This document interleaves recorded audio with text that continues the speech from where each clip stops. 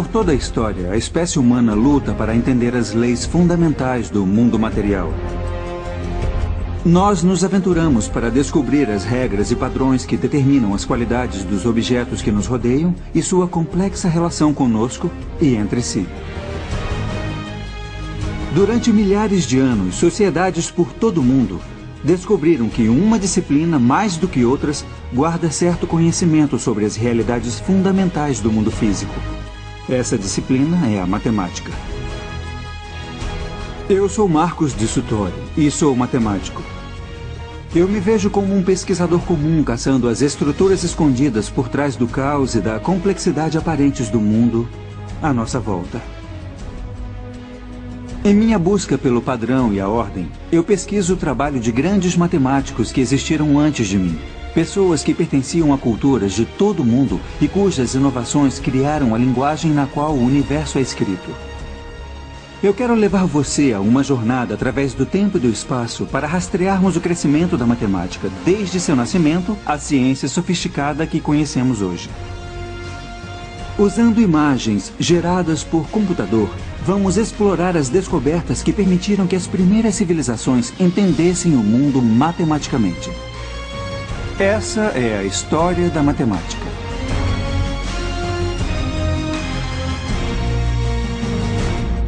A história da matemática.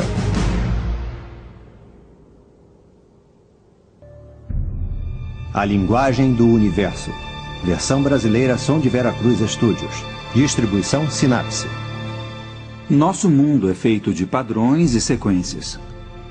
Eles estão à nossa volta. O dia se torna noite, os animais andam pela terra em constante mutação, paisagens são frequentemente alteradas. Um dos motivos que contribuíram com o início da matemática foi a busca pelo entendimento do sentido desses padrões naturais. Os conceitos mais básicos da matemática, espaço e número, estão arraigados em nosso cérebro. Até os animais têm um sentido de distância e quantidade. Percebem quando seu bando está desfalcado, quando devem lutar ou voar, e calculam se sua presa está numa distância acessível. Entender matemática é a diferença entre vida e morte.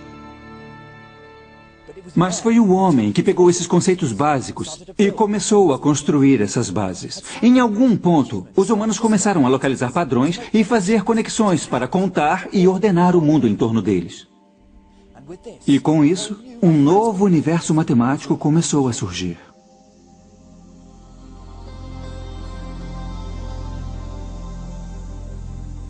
Esse é o Rio Nilo.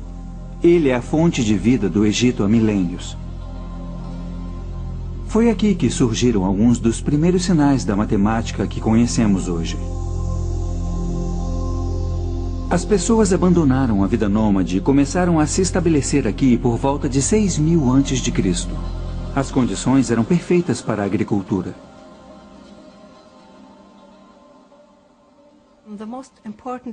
O evento mais importante na agricultura egípcia a cada ano era a cheia do Nilo.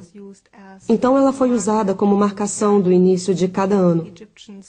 Os egípcios registraram o que acontecia em períodos de tempo. Para estabelecer um calendário como esse, você tem que contar quantos dias, por exemplo, havia entre as fases da lua, ou quantos dias havia entre duas cheias do Nilo. Registrar os padrões das estações era essencial não só para a gerência da terra, mas também para a religião. Os antigos egípcios que se estabeleceram nas margens do Nilo acreditavam que era o deus do rio que o enchia a cada ano e, em troca da água que fornecia a vida, os cidadãos ofereciam uma porção da produção como agradecimento. Quando os assentamentos ficaram maiores, se tornou necessário encontrar maneiras de administrá-los.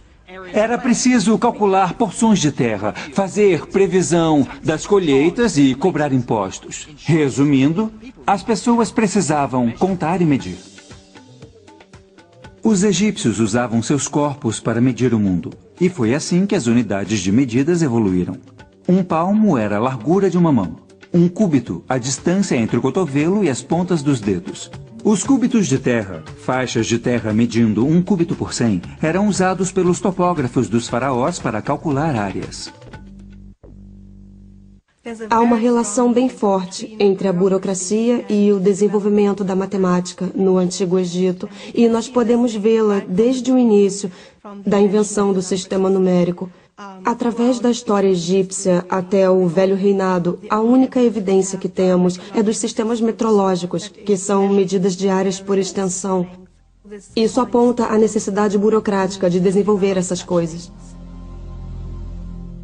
Era vital saber a área das terras de um fazendeiro para ele poder ser taxado de acordo, ou para saber se o Nilo roubou parte de suas terras para que ele pudesse pedir abatimento. Isso significava que os topógrafos dos faraós calculavam frequentemente a área de partes irregulares de terra, e a busca por solucionar esses problemas práticos que os tornaram os primeiros inovadores matemáticos.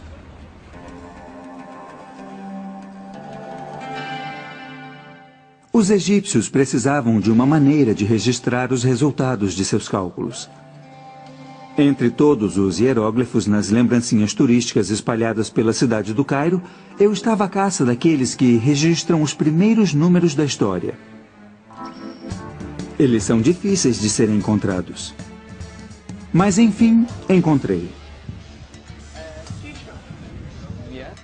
Os egípcios usavam um sistema decimal motivado pelos 10 dedos das mãos. O sinal de 1 era um risco. 10 era um osso de calcanhar, 100 um rolo de corda e 1000 eram plantas de lótus. Quanto é essa camiseta? Ela custa 25 libras. 25? É. Então são 2 ossos de calcanhar e 5 riscos. Isso. Então não vai me cobrar nada disso aqui. 1 milhão aqui. 1 milhão? Meu Deus! Não, Esse não. é 1 milhão? 1 milhão é muita coisa. Os hieróglifos são bonitos, mas o sistema numérico egípcio era fundamentalmente simples. Eles não tinham o conceito de uma notação posicional. Então, um risco só podia representar uma unidade, não 100 ou 1000. Apesar de escrever 1 milhão com apenas um desenho e não os 7 que usamos, se você quisesse escrever 1 milhão menos 1, o pobre escriba egípcio teria que escrever 9 riscos, 9 ossos de calcanhar, 9 rolos de corda e assim por diante, num total de 54 desenhos. Apesar do inconveniente desse sistema numérico, os egípcios eram brilhantes solucionadores de problemas. Sabemos disso por causa dos poucos registros que sobreviveram. Os escribas egípcios usavam folhas de papiro para registrar suas descobertas matemáticas. Esse delicado material feito de talos de plantas foi destruído com o tempo e muitos segredos pereceram com ele. Mas há um documento revelador que sobreviveu. O papiro matemático de Hind é o documento mais importante que temos hoje da matemática egípcia. Temos uma boa ideia de que tipos de problemas os egípcios tinham que enfrentar em sua matemática. Também temos uma demonstração explícita de como as multiplicações e divisões eram feitas. O papiro mostra como multiplicar 2 números grandes. Mas, para ilustrar o método, vamos pegar 2 números menores. Vamos usar 3 vezes 6. O escriba pegava o primeiro número, 3, e colocava numa coluna. Na segunda coluna, ele colocava o número 1. E depois dobrava os números em cada coluna, então 3 se tornava 6. E 6 se tornava 12. E depois, na segunda coluna, 1 se tornava 2. E 2 se tornava 4. Aqui está a parte interessante. O escriba quer multiplicar 3 por 6. Então pega os grupos na segunda coluna, que somam 6. São 2 mais 4. Depois ele volta à primeira coluna e pega as fileiras correspondentes ao 2 e ao 4. Então são 6 e 12. Ele soma os 2 para ter a resposta 18. Mas o mais impressionante para mim nesse método é que o escriba escreve efetivamente o segundo número em 6 binários. É um lote de 4, um lote de 2 e nenhuma unidade, que é 1, 1, 0. Os egípcios entenderam o poder dos binários mais de 3.000 anos antes do matemático e filósofo Leibniz revelar o seu potencial. Hoje, todo o mundo tecnológico depende dos mesmos princípios que eram usados no Antigo Egito. O papiro de Hind foi registrado por um escriba chamado Hermes por volta de 1650 a.C., e seus problemas buscam as soluções para situações cotidianas. Vários dos problemas mencionam pães e cerveja, porque era comum pagar os trabalhadores egípcios com comida e bebida. Um deles se preocupa em dividir 9 pães igualmente entre 10 pessoas, sem que houvesse briga. Eu tenho 9 pães aqui e vou pegar 5 deles e cortar pela metade. Claro que 9 pessoas poderiam pegar 1/10 do seu pão e dar um monte de migalhas a uma 10ª pessoa. Mas os egípcios desenvolveram uma solução mais elegante. Pegaram os outros 4 e dividiram em 3. Mas 2/3 eu vou cortar em 5, então cada pedaço vai ser a 15ª parte. Cada pessoa recebe uma metade, mais 1/3 e uma 15ª parte. É através de problemas práticos como esse que começamos a ver uma matemática mais abstrata se desenvolver. De repente, novos números entram em cena, frações. E em breve, os egípcios estariam explorando a matemática desses números. Frações são claramente de importância prática a qualquer um que queira dividir quantidades para pôr no mercado. Para registrar essas transações, os egípcios desenvolveram uma notação que registrava esses novos números. Uma das mais antigas representações dessas frações veio de um hieróglifo que tinha grande significado místico. Ele se chama Olho de Horus. Horus foi um antigo deus do reino, representado como metade homem, metade falcão. De acordo com a lenda, o pai de Horus foi morto por seu outro filho, Set. Horus estava determinado a vingar o assassinato. Durante uma batalha bastante violenta, Set arrancou o olho de Horus, o cortou e espalhou pelo Egito. Mas os deuses estavam cuidando de Horus e reuniram os pedaços e refizeram o olho. Cada parte do olho representava uma fração diferente. Cada uma é metade da fração anterior. Apesar de o olho original representar uma unidade inteira, o olho reunido é 64 avos menor. Apesar dos egípcios terem parado em 1/64 avos, fica implícito nessa figura a possibilidade de adicionar mais, cortando pela metade cada vez até a soma chegar mais perto de 1, mas nunca chegando realmente nele. Essa é a primeira pista de algo chamado série geométrica e aparece em vários pontos do papiro de Hind. Mas o conceito de série infinita se manteria oculto até os matemáticos da Ásia o descobrirem séculos depois. Criando um sistema de números incluindo essas novas frações, era hora dos egípcios aplicarem seu conhecimento no entendimento de formas encontradas no dia a dia. Essas formas eram quadrados ou retângulos, raramente regulares, e no papiro de Hind achamos a área de uma forma mais orgânica, o círculo. O que é surpreendente no cálculo da área de um círculo é a exatidão. Como eles encontraram o método, ainda não se sabe, porque os textos que temos não nos mostram como foram obtidos. Esse cálculo é particularmente notável porque depende de vermos como a forma do círculo pode ser aproximada pelas formas que os egípcios já entendiam. O papiro de Hind diz que um campo circular com um diâmetro de 9 unidades tem a área próxima a de um quadrado com lados de 8 unidades. Mas como essa relação foi descoberta? Minha teoria preferida vê a resposta no antigo jogo da Mancala. Os tabuleiros de Mancala foram encontrados esculpidos nos telhados dos templos. Cada jogador começa com um número igual de pedras e o objetivo do jogo é movê-las pelo tabuleiro, capturando as peças do oponente no caminho. Enquanto os jogadores esperavam fazer sua próxima jogada, talvez um deles tenha percebido que às vezes as peças enchem os buracos circulares no tabuleiro da Mancala de uma maneira completa. Ele pode ter experimentado fazendo círculos maiores. Talvez tenha percebido que 64 pedras, o quadrado de 8, podem ser usadas para fazer um círculo com um diâmetro de 9 pedras. Reorganizando essas pedras, o círculo se aproximou de um quadrado. E porque uma área de um círculo é π vezes o raio ao quadrado, o cálculo egípcio nos dá o primeiro valor exato do π. A área do círculo é 64. Divida isso pelo raio ao quadrado. Nesse caso, 4,5 ao quadrado, e você tem o valor do π. Então, 64 divididos por 4,5 ao quadrado são 3,16, apenas um pouco abaixo dos 2 centésimos do seu verdadeiro valor. Mas o mais brilhante é que os egípcios usavam essas formas menores para capturar a forma maior.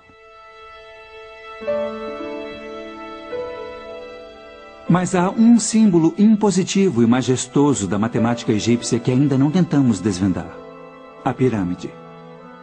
Eu já vi tantas fotos que achava que não iria me impressionar com elas. Mas, vendo cara a cara, você entende por que são chamadas de uma das 7 maravilhas do mundo antigo.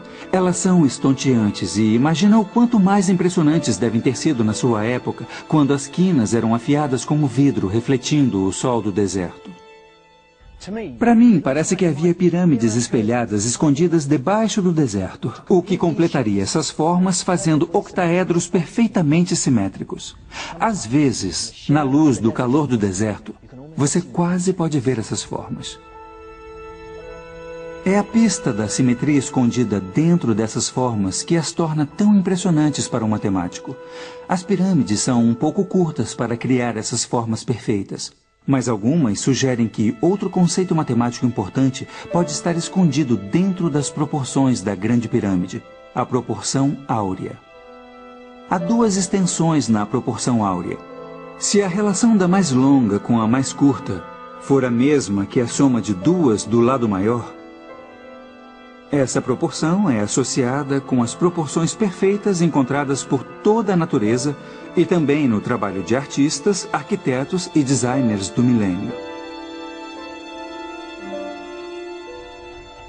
Se os arquitetos das pirâmides eram conscientes dessa importante ideia matemática ou eram instintivamente levados a ela por causa de suas propriedades estéticas satisfatórias, nunca vamos saber. Para mim, o mais impressionante nas pirâmides é a genialidade matemática necessária para fazê-las, incluindo a primeira alusão a um dos grandes teoremas do mundo antigo, o Teorema de Pitágoras. Para conseguir cantos de ângulos retos perfeitos em seus prédios e pirâmides, os egípcios usavam uma corda com um nós. Em algum momento, os egípcios perceberam que se passassem um triângulo com lados marcados por 3 nós, 4 nós e 5 nós, isso garantiria a eles um ângulo reto perfeito. Isso porque 3 ao quadrado mais 4 ao quadrado é igual a 5 ao quadrado. Então temos um perfeito triângulo de Pitágoras. Na verdade, quaisquer triângulos cujos lados satisfaçam essa relação nos darão um ângulo de 90 graus. Mas tenho certeza de que os egípcios não tinham essa generalização nos seus triângulos de 3, 4 e 5. Não podemos esperar encontrar uma prova geral, porque esse não é o estilo da matemática egípcia. Todo o problema foi resolvido usando números concretos, e se uma verificação fosse feita no final, ela usaria o resultado e esses números concretos. Não há prova geral entre os textos matemáticos egípcios. Levaram uns 2000 anos até que os gregos e Pitágoras provassem que todos os triângulos retângulos partilhavam de certas propriedades. Essa não foi a única ideia matemática que os egípcios descobriram. Em um documento de 4000 anos, chamado de Papiro de Moscou, encontramos uma fórmula para uma pirâmide com o seu pico cortado, o que mostra a primeira pista de cálculos em andamento. Para um local como o Egito, que é famoso por suas pirâmides, é de se esperar que problemas como esse fossem constantes em seus textos matemáticos. O cálculo do volume de uma pirâmide cortada é uma das partes mais avançadas da matemática do Antigo Egito em relação aos nossos padrões modernos. Os arquitetos e engenheiros certamente queriam essa fórmula para calcular a quantidade de material exigida para suas construções. Mas a sofisticação da matemática egípcia é que pôde produzir um método tão bonito.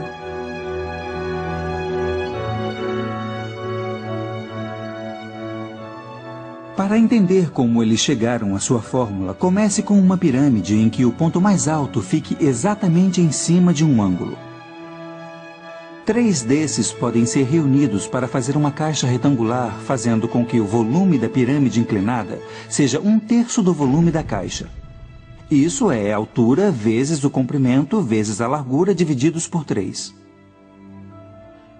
Aí vem um argumento que mostra as primeiras pistas do cálculo usado milhares de anos antes de Gottfried Leibniz e Isaac Newton criarem a teoria. Imagine que você cortasse a pirâmide em fatias. Poderia então arrastar as camadas para fazer uma pirâmide mais simétrica, como vemos em Giza. No entanto, o volume da pirâmide não mudou, apesar da reorganização das camadas. Então, a mesma fórmula funciona. Os egípcios eram inovadores incríveis e sua habilidade de gerar a nova matemática era desconcertante. Para mim, eles revelaram o poder da geometria e dos números e deram os primeiros passos em direção às excitantes descobertas matemáticas que viriam. Mas havia outra civilização que tinha matemática para rivalizar com a do Egito. E sabemos muito mais sobre suas conquistas.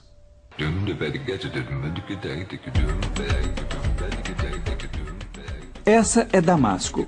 Com mais de 5.000 anos, hoje em dia ainda é vibrante e animada. Ela era o ponto mais importante nas rotas de comércio, ligando a velha Mesopotâmia ao Egito. Os babilônios controlavam a maior parte do que hoje é Iraque, Irã e Síria, desde 1800 a.C. Para expandir e comandar seu império, eles se tornaram mestres na manipulação e administração de números. Temos códigos legais, por exemplo, que nos dizem sobre como a sociedade era ordenada. E as pessoas que mais conhecemos são os escribas, pessoas profissionalmente instruídas que mantinham registros de famílias ricas e de templos e palácios. Escolas de escribas existiam desde 2500 a.C. Escribas aspirantes eram mandados para lá crianças e aprendiam a ler, escrever e trabalhar com números. Os registros de escribas foram mantidos em blocos de argila, o que permitiu que os babilônios comandassem e aumentassem seu império. No entanto, muitos dos blocos que temos hoje não são documentos oficiais, mas exercícios de crianças. São relíquias incomuns que nos dão uma ideia rara de como os babilônios lidavam com a matemática. Esse é um livro escolar de geometria do século XVIII a.C. e vocês podem ver que há várias figuras nele. E embaixo de cada figura há um texto que dá um problema sobre ela. Por exemplo, esse aqui diz: eu desenhei um quadrado com 60 unidades de comprimento e dentro fiz 4 círculos. Quais são as suas áreas? E esse pequeno bloco aqui foi escrito pelo menos 1000 anos depois do outro bloco. Mas tem uma relação bem interessante com ele. Ele tem também 4 círculos dentro de um quadrado mal desenhado. Mas não é um livro, é um exercício escolar. O adulto que ensinava dava isso ao aluno como exemplo de dever de casa ou uma coisa assim. Como os egípcios, os babilônios parecem interessados em resolver problemas práticos relacionados a pesos e medidas. A solução babilônica a esses problemas é escrita como receitas matemáticas. Um escriba simplesmente seguia e gravava uma série de instruções para chegar ao resultado. Aqui há um exemplo do tipo de problema que eles resolviam. Eu tenho um feixe de gravetos de canela aqui, mas eu não vou pesá-lo. Ao invés disso, vou pegar 4 vezes seu peso e colocar na balança. Agora vou adicionar 20 jin. Jin era a medida de peso babilônica. Eu vou pegar metade de tudo e adicionar de novo. Então são 2 feixes e 10 jin. Agora tudo desse lado é igual a 1 mana. 1 mana era 60 jin. E aqui temos uma das primeiras equações matemáticas da história. Tudo desse lado é igual a 1 mana. Mas quanto pesa o feixe de gravetos de canela? Sem qualquer linguagem algébrica, eles puderam manipular as quantidades para poder provar que os gravetos de canela pesavam 5 jin. Na minha cabeça, é esse tipo de problema que dá um pouco de má fama à matemática. Você pode culpar os antigos babilônios por todos aqueles problemas tortuosos que resolveu na escola, mas os antigos escribas babilônios se destacavam nesse tipo de problema. Estranhamente, eles não usavam grupos de 10 como os egípcios. Usavam grupos de 60. Os babilônios inventaram seu sistema numérico como os egípcios, usando os dedos. Mas ao invés de contar os 10 dedos das mãos, os babilônios encontraram uma maneira bem mais intrigante de contar partes do corpo. Eles contavam os 12 nós dos dedos de uma mão e os 5 dedos na outra para poder contar 12 vezes 5, ou seja, 60 números diferentes. Então, por exemplo, esse número seria 2 lotes de 12, 24, e depois 1, 2, 3, 4, 5 para chegar a 29. Mas o número 60 tinha outra propriedade poderosa. Ele pode ser perfeitamente dividido de várias maneiras. Aqui há 60 feijões. Eu posso arranjá-los em 2 fileiras de 30, 3 fileiras de 20, 4 fileiras de 15, 5 fileiras de 12 ou 6 fileiras de 10. A divisibilidade do número 60 o torna uma base perfeita para se fazer aritmética. O sistema de base 60 teve tanto sucesso que ainda usamos os seus elementos hoje. Toda vez que queremos dizer as horas, reconhecemos unidades de 60, 60 segundos no minuto, 60 minutos numa hora. Mas o mais importante do sistema numérico babilônico era reconhecer uma notação posicional. Como nossos números decimais contam quantos lotes de dezenas, centenas e milhares você registra, a posição de cada número babilônico registra a quantidade de 60 que você conta.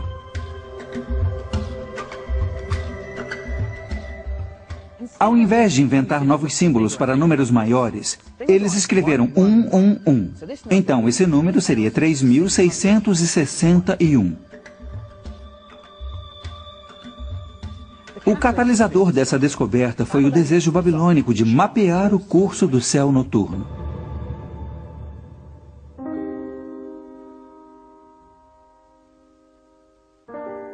O calendário babilônico foi baseado nos ciclos lunares, e então precisavam de uma maneira para registrar astronomicamente números grandes. Mês a mês, ano a ano, esses ciclos eram registrados. Desde 800 a.C., havia listas completas de eclipses lunares. O sistema babilônico de medidas era bastante sofisticado para a época. Eles tinham um sistema de medida angular, 360 graus num círculo completo. Cada grau era dividido em 60 minutos e depois era dividido em 60 segundos. Assim, eles tinham um sistema regular de medidas e ele estava em perfeita harmonia com seu sistema numérico, então era bastante útil não só para a observação, mas também para o cálculo. Mas para calcular e lidar com números grandes, os babilônios precisavam inventar um novo símbolo. E fazendo isso, eles prepararam o terreno para um dos maiores avanços na história da matemática, o zero. No início dos tempos, para os babilônios marcarem um lugar vazio no meio de um número, eles deixavam um espaço em branco. Então precisavam de uma maneira de representar o nada no meio de um número. Assim usavam um sinal como apóstrofos ou sinais de pontuação, e isso significava o zero no meio de um número. Essa foi a primeira vez que um zero, sob qualquer forma, apareceu num universo matemático. Mas ainda levaria 1000 anos até que esse marcador de lugar se tornasse um número com todo o seu direito.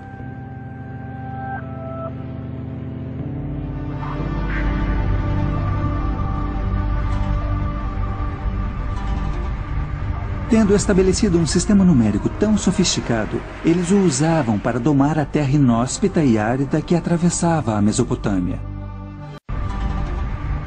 Tendo estabelecido um sistema numérico tão sofisticado, eles o usavam para domar a terra inóspita e árida que atravessava a Mesopotâmia. Engenheiros e topógrafos babilônios encontraram maneiras engenhosas de acessar a água e canalizá-la para os campos de colheita. Mais uma vez, eles usavam a matemática para chegar às soluções. O Vale do Orontes, na Síria, ainda é um eixo de agricultura e os velhos métodos de irrigação são explorados hoje como eram milhares de anos atrás. Vários problemas em matemática babilônica são ligados a medidas de terras e aqui vimos pela primeira vez o uso de equações de segundo grau. Um dos grandes legados da matemática babilônica. Equações de segundo grau envolvem situações em que a quantidade desconhecida que você tenta identificar é multiplicada por si mesma. Chamamos de elevar ao quadrado porque ela dá a área de um quadrado. E é no contexto do cálculo de áreas de terras que essas equações de segundo grau surgem naturalmente.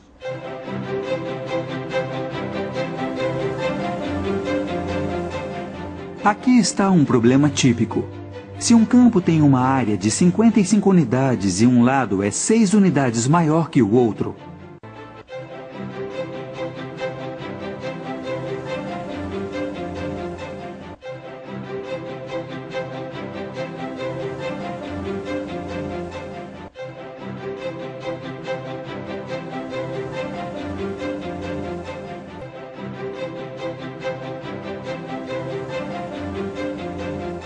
a nova área a 64. Então, os lados do quadrado são de 8 unidades.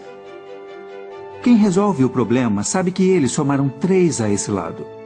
Então, a extensão original deve ser de 5.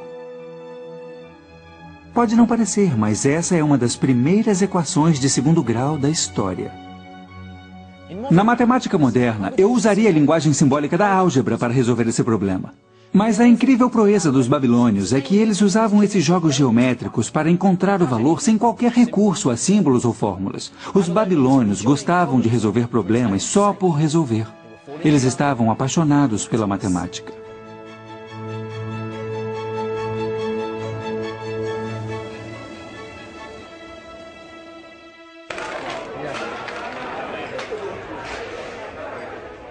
A fascinação babilônica pelos números logo encontrou lugar em seu tempo de lazer também.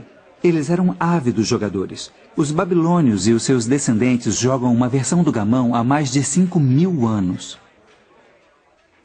Os babilônios jogavam jogos de tabuleiro, desde os mais sofisticados em tumbas reais até os mais simples, encontrados em escolas ou riscados nas entradas de palácios para que os guardas jogassem quando estivessem entediados. E eles usavam dados para mover suas peças. As pessoas que jogavam jogos usavam números em seu tempo de lazer para tentar vencer seu oponente, fazendo aritmética mental bem rápido. Então, calculavam em seu tempo livre, sem nem pensar nisso como trabalho matemático difícil.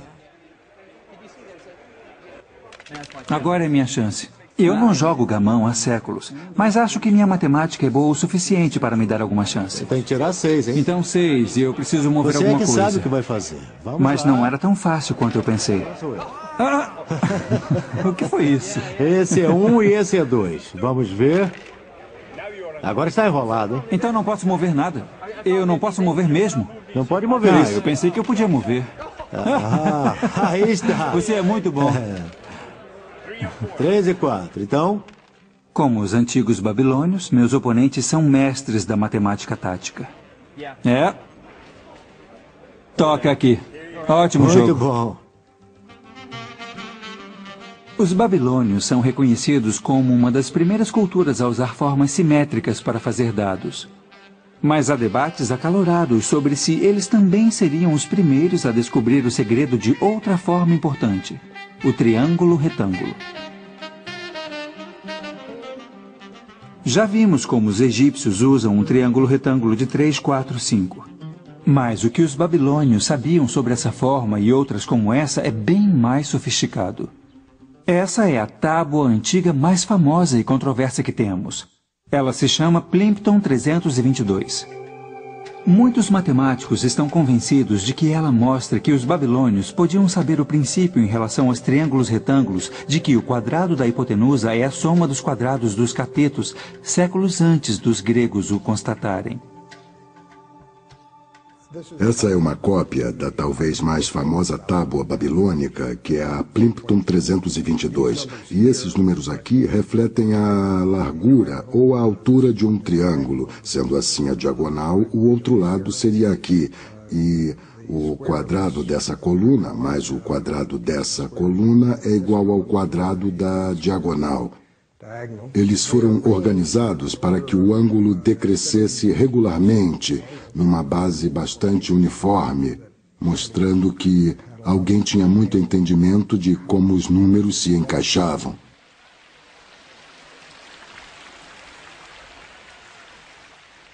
Aqui estavam 15 triângulos de Pitágoras perfeitos. Todos os lados tinham comprimento de números inteiros.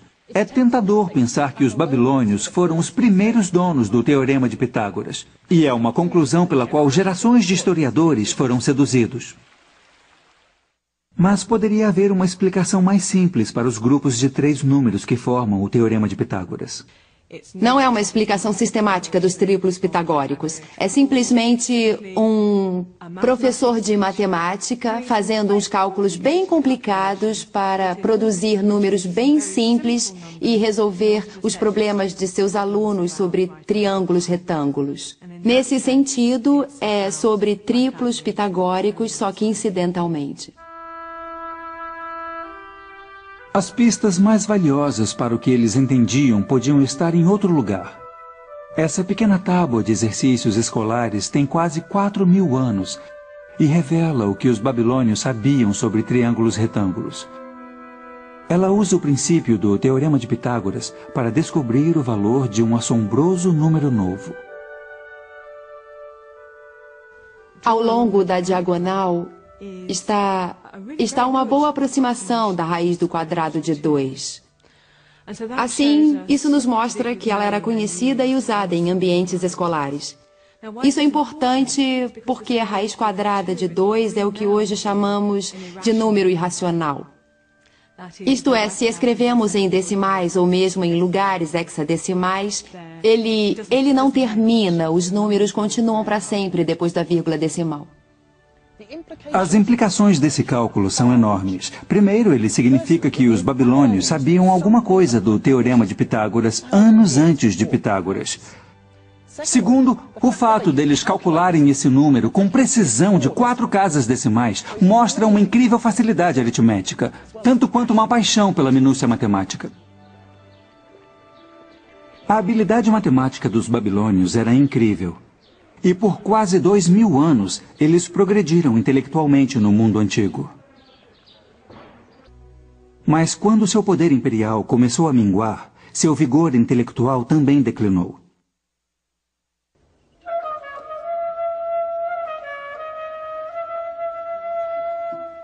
Por volta de 330 a.C., os gregos avançaram ao alcance de seu império até a antiga Mesopotâmia. Essa é Palmira, no centro da Síria, que um dia foi uma cidade grande construída pelos gregos. O conhecimento matemático necessário para construir estruturas com tanta perfeição geométrica é impressionante. Como os babilônios antes, os gregos também eram apaixonados pela matemática. Os gregos eram colonizadores inteligentes. Eles tiraram o melhor das civilizações que conquistaram para aumentar seu próprio poder e influência. Mas também deram as suas contribuições. Na minha opinião, sua maior inovação tem a ver com uma mudança de pensamento. O que eles iniciaram influenciaria a humanidade por séculos. Eles nos deram poder de prova. De certa forma, eles decidiram que tinham que ter um sistema dedutivo para a sua matemática. E o sistema dedutivo típico era começar com certos axiomas que você imagina verdadeiros. Como se imagina que certo teorema seja verdadeiro, mas sem provar. E depois se percorrem métodos lógicos e etapas muito cuidadosas. Desses axiomas você prova teoremas, e desses teoremas você prova mais teoremas, e isso continua. Exatamente como uma bola de neve. A prova é o que dá força à matemática. É o poder de prova que significa que as descobertas dos gregos são verdadeiras hoje, como eram 2.000 anos atrás. Eu precisava seguir para o oeste, no coração do antigo Império Grego, para aprender mais.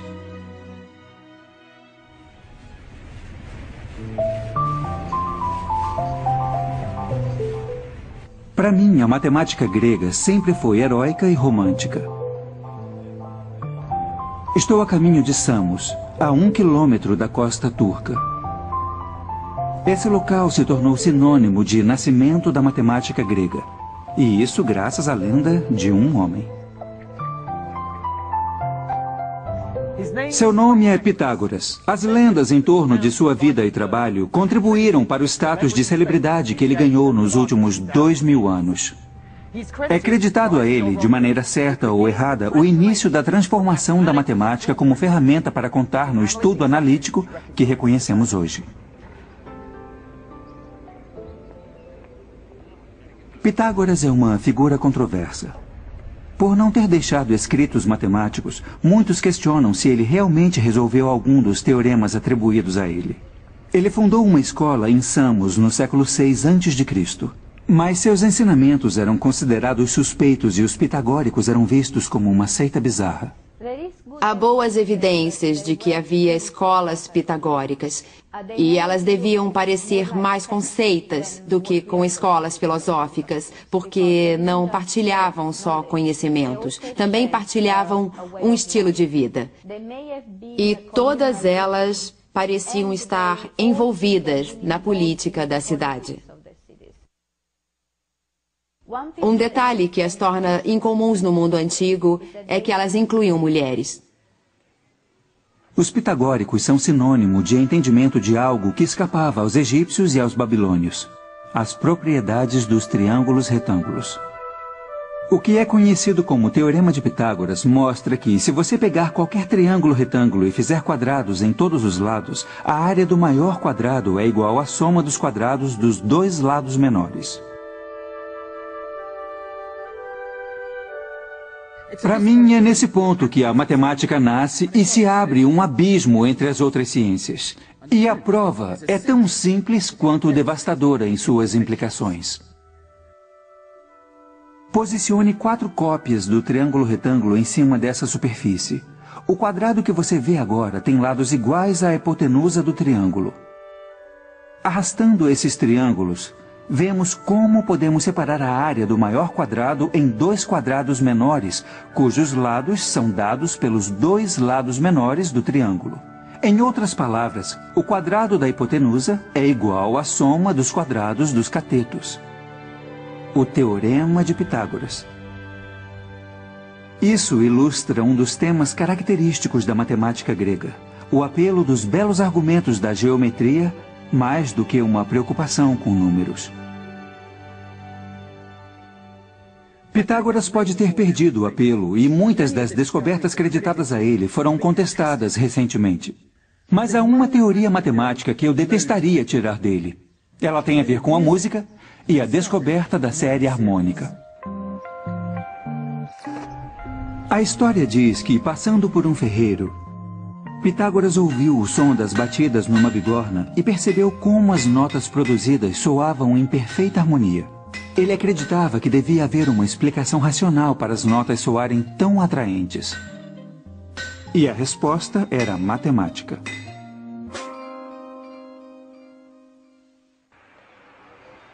Experimentando com um instrumento de corda, Pitágoras descobriu que os intervalos entre as notas musicais harmoniosas eram sempre representados como razões de números inteiros. E foi assim que ele pode ter construído a sua teoria. Primeiro, ele tocou uma nota na corda solta. Depois, na metade do comprimento. A nota quase parece a mesma da primeira. Na verdade, é uma oitava mais alta, mas a relação é tão forte que damos o mesmo nome a essa nota. Agora pegamos 1/3 da extensão e temos outra nota que parece harmonizar com as 2 primeiras. Mas pegue um comprimento de corda que não está numa razão de número inteiro e temos a dissonância.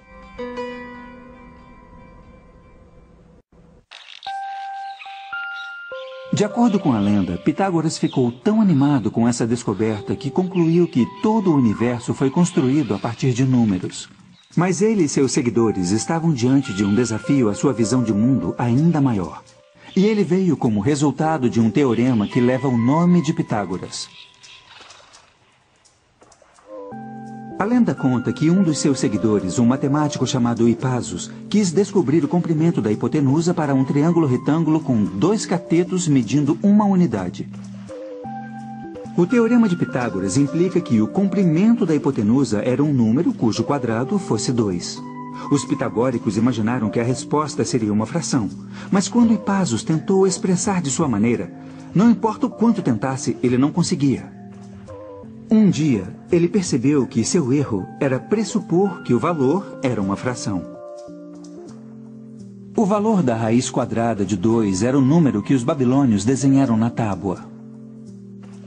No entanto, eles não reconheceram a característica especial desse número, mas Hippasos sim.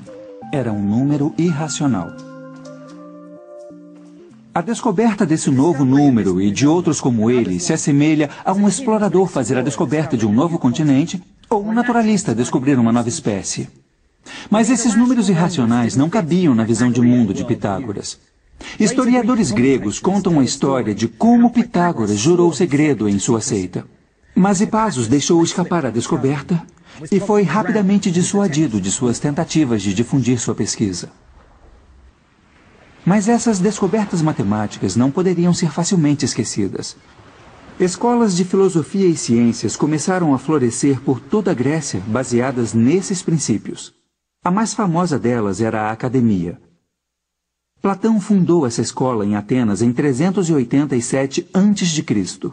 Apesar de pensarmos nele hoje como filósofo, ele foi um dos estudiosos mais importantes da matemática. Platão foi arrebatado pela visão de mundo pitagórica e considerava a matemática a pedra fundamental do conhecimento. Algumas pessoas diziam que Platão provavelmente foi a figura mais influente da matemática grega em nossa percepção. Ele dizia que a matemática é uma forma importante de conhecimento e que tem relação com a realidade. Então, conhecendo matemática, sabemos mais sobre a realidade. Em seu diálogo Timeu, Platão propõe a teoria de que a geometria é a chave para se desvendar os segredos do universo, uma visão ainda mantida pelos cientistas hoje.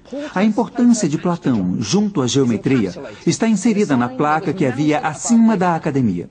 Não deixe ninguém ignorante na geometria, entre aqui. Platão propôs que o universo poderia ser cristalizado em 5 formas simétricas regulares.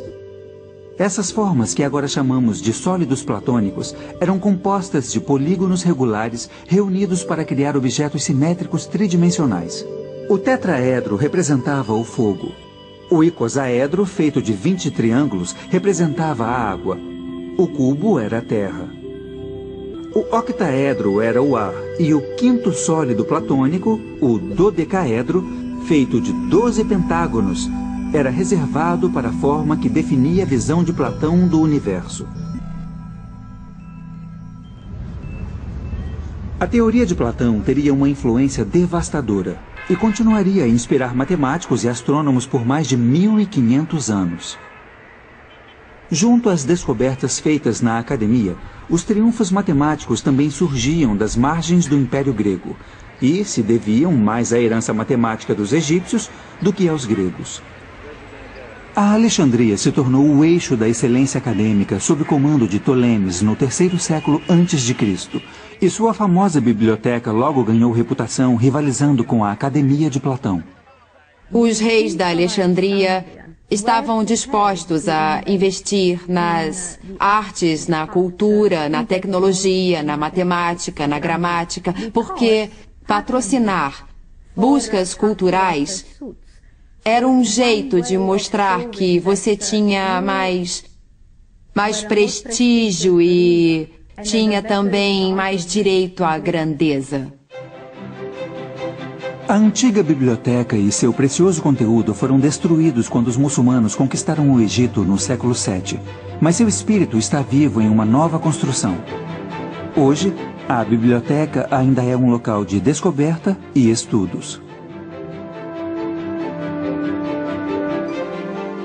Matemáticos e filósofos correram para Alexandria, levados por sua sede de conhecimento e a busca pela excelência. Os patronos da biblioteca eram os primeiros cientistas profissionais, indivíduos que eram pagos por sua devoção à pesquisa. Mas de todos esses pioneiros, meu herói é o enigmático matemático grego Euclides. Sabemos muito pouco sobre a vida de Euclides, mas suas maiores conquistas foram como cronista da matemática. Por volta de 300 a.C., ele escreveu o texto mais importante de todos os tempos, Os Elementos. Em Os Elementos, encontramos o auge da revolução matemática que aconteceu na Grécia. Ela é construída sobre uma série de suposições matemáticas chamadas de axiomas. Por exemplo, uma linha reta pode ser traçada entre dois pontos quaisquer. Desses axiomas, deduções lógicas são feitas e teoremas matemáticos são estabelecidos.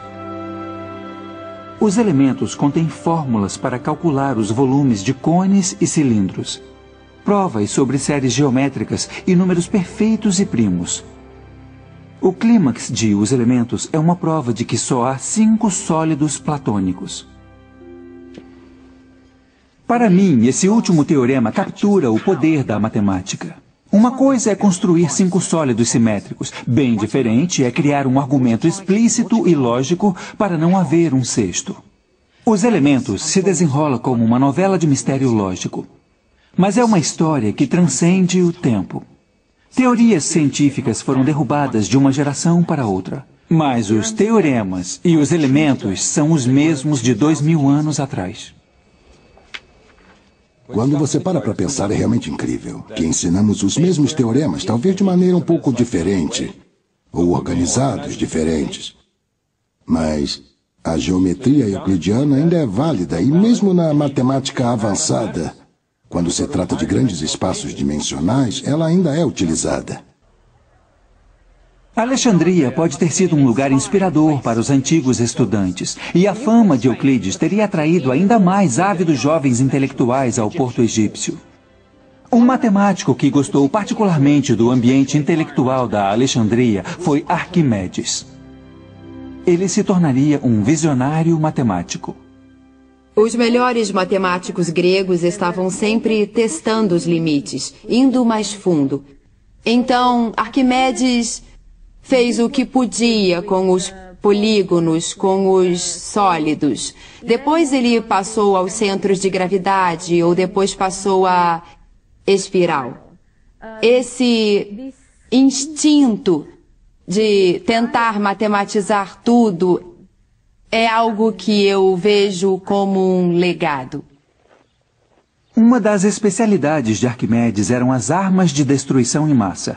Elas foram usadas contra os romanos quando eles invadiram sua casa em Siracusa em 212 a.C. Ele também criou espelhos que aumentavam o poder do sol para pôr fogo nos navios romanos. Mas para Arquimedes, esses esforços eram meras diversões na geometria. Ele tinha ambições mais elevadas. Arquimedes foi atraído pela matemática pura e acreditava no estudo da matemática pela matemática, não pelo desprezível mercado de engenharia ou a busca sórdida de lucro.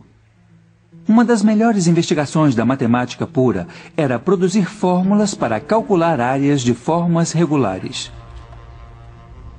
O método de Arquimedes era capturar novas formas usando formas que ele já compreendia. Então, por exemplo, para calcular a área de um círculo, ele o fechava num triângulo e depois dobrava o número de lados do triângulo. A forma interna ficava cada vez mais perto do círculo. E às vezes chamamos um círculo de polígono com um número infinito de lados. Mas estimando a área do círculo, Arquimedes, na verdade, consegue o valor de π, o número mais importante na matemática. No entanto, foi calculando os volumes de objetos sólidos que Arquimedes se sobressaiu. Ele encontrou uma maneira de calcular o volume de uma esfera cortando-a e calculando cada fatia como um cilindro. Depois ele somou os volumes das fatias para ter um valor aproximado da esfera. Mas o golpe de gênio foi perceber o que acontecia se você fizesse fatias cada vez mais finas. No limite, a aproximação se torna um cálculo exato.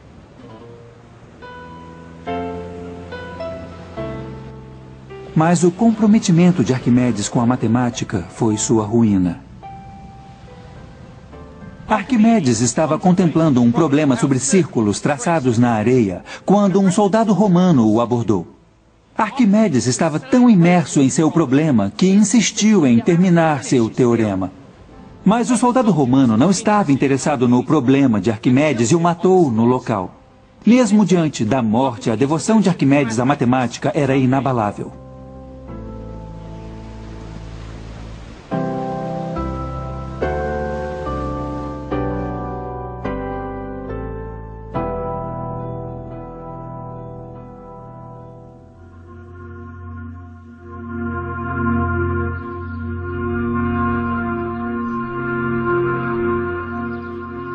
meados do primeiro século a.C., os romanos apertaram o cerco ao antigo Império Grego.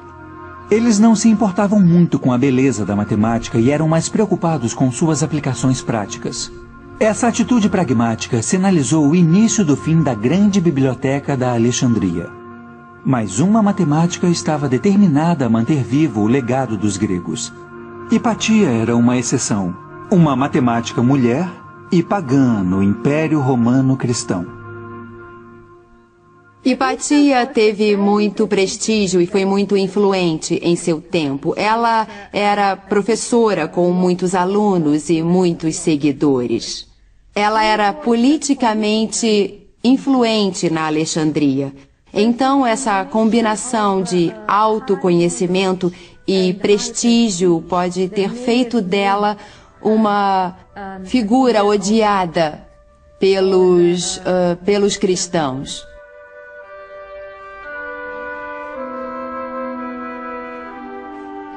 Um dia, durante a Quaresma, Hipatia foi arrancada de sua carruagem por um grupo cristão e levada a uma igreja. Lá ela foi torturada e brutalmente assassinada. As circunstâncias dramáticas de sua vida e morte fascinaram as gerações seguintes. Infelizmente, sua crença encobriu suas conquistas matemáticas. Ela era uma brilhante professora e teórica, e sua morte deu um golpe final na herança da matemática grega da Alexandria.